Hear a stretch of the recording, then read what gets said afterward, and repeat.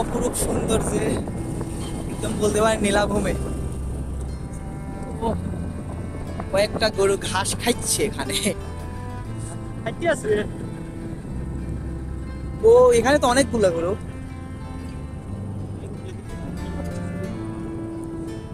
যাই হোক, এখানে যদি মেঘ থাকতো তাহলে অসাধারণ লাগতো।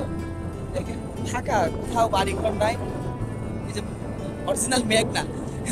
বৃষ্টি হবে হয়তো, আবহাওয়া।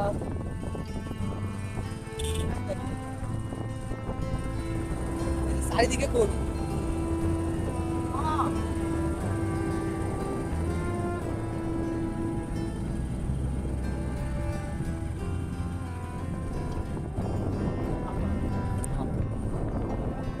বেশি দূর না, এখান থেকে সামনে।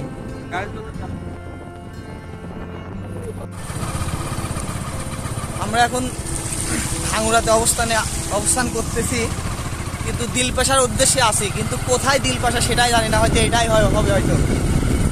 অস্থির একটা প্লেস।